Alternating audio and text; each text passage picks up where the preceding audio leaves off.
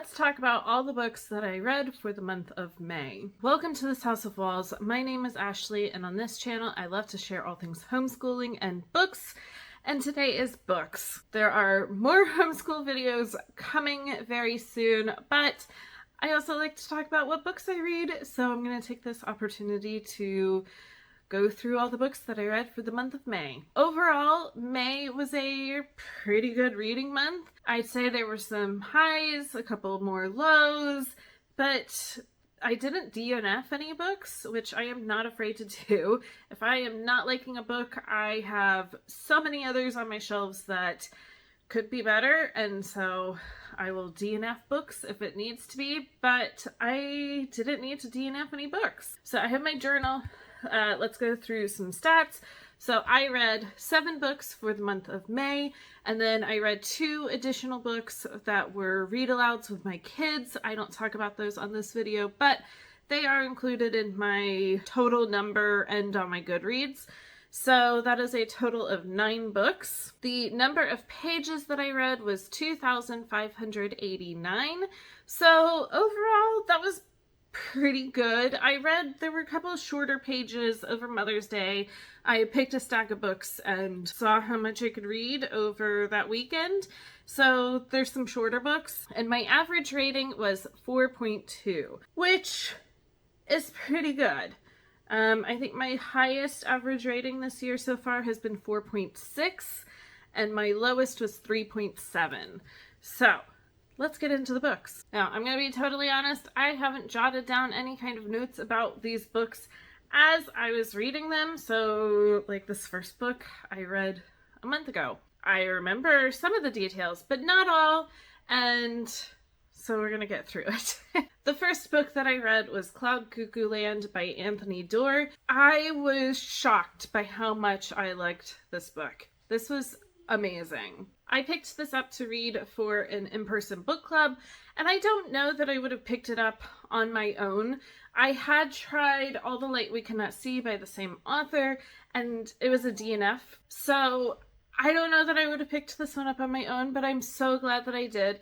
This, you are following 3 different timelines, one in the 1400s, one in kind of modern day, and then one in the future. I found each timeline very interesting, and I wanted to know more, but there wasn't one timeline that I liked more than another. I was somehow equally invested in all the timelines. If you keep hearing beeps, my kids are going in and out of the back door. I thought that the ending was great. I liked how it all came together. I think that the ending could have been a little bit longer and just a little bit more detail into kind of what happened, but it was a 5-star book, and I'm so glad that I read it. I'm gonna put them right there.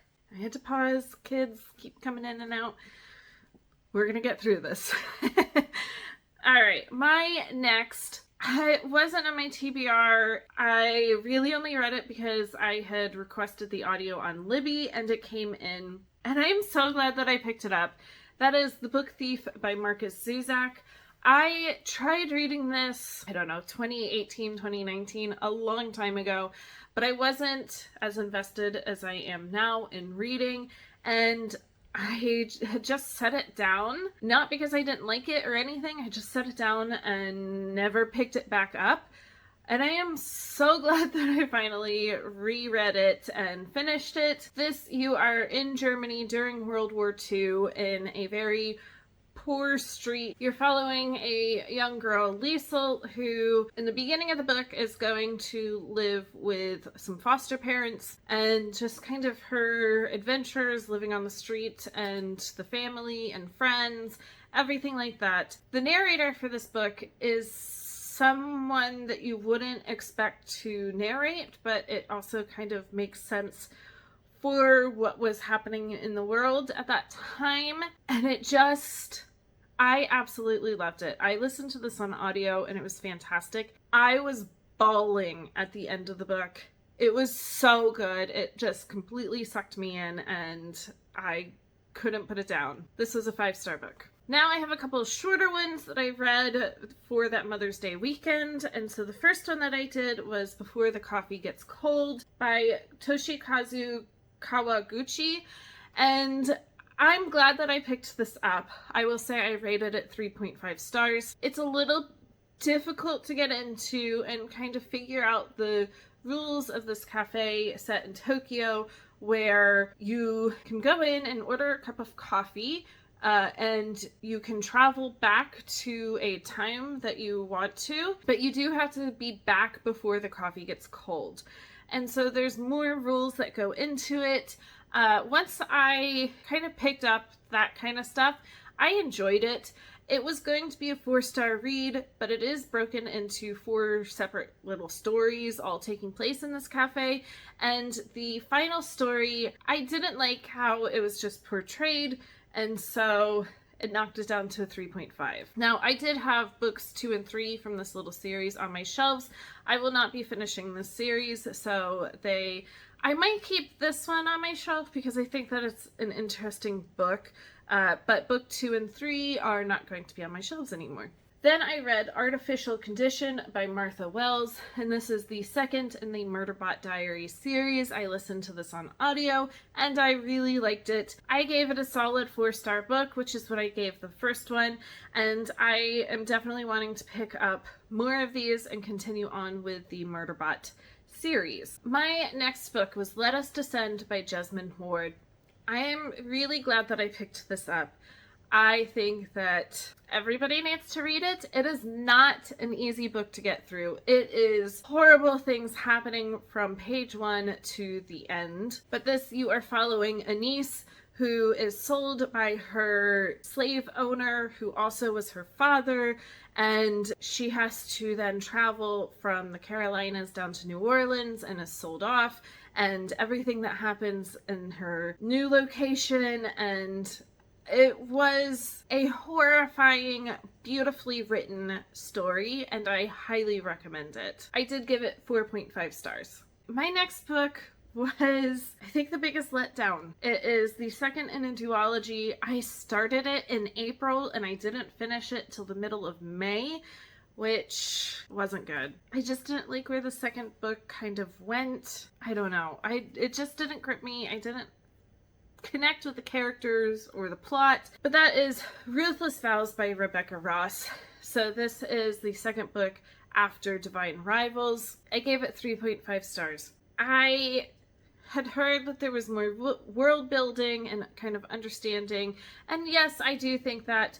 I think though that some of the characters and their relationships just doesn't quite do it for me, and it really fell flat. Like the main character and her brother, I just didn't understand their relationship, and it was just lost on me. I am glad that I picked it up and read it. I am undecided if it's going to go back on my shelves. Usually if a book is like 3 stars or lower, it doesn't. But I did like Divine Rivals, so we'll see. It might go on my shelves for a little bit until I clear out some books. And then the last book that I read for the month was Salt to the Sea by Ruta Sepetys. This is my second book by this author, and I'm really glad that I picked it up. It was for a book club for Arged Booked Book Club, and so I was able to come onto YouTube here and be a part of the conversation as they were all talking about it. This one I thought was really fascinating. You're following 4 refugees as they are trying to escape and to make it to a harbor to get on a ship because the Germans are losing, but the Russians are coming in. So you kind of get a different perspective on, I don't know, good and bad. Obviously, still bad, but for these people in the story, they needed to get out of there before the Russians came in.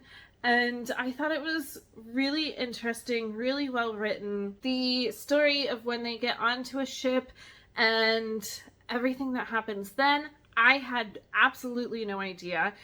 Maybe it's in German history, but we aren't learning it. And I had no idea that any of this was happening. I will say that one of my favorite things, I love a book with maps. So in the beginning, they show 1936 pre-war, and so you can see all the different countries. But then in the back of the book, it does show present day map. And so this helped me a lot. I didn't know, honestly, that some of these countries were still in existence in 1936, and then to see how it changed for present day because of World War II, I thought it was a really well-written, fascinating book. I definitely want to pick up more by this author. Somehow she can write YA books that don't come off YA. They're still meaty, they're still really well written, but just the scenarios and characters in it are YA. And I think it's so beautifully written like that. Here is my stack of books. I'm really proud of all these books. This was a lot of fun to read this month.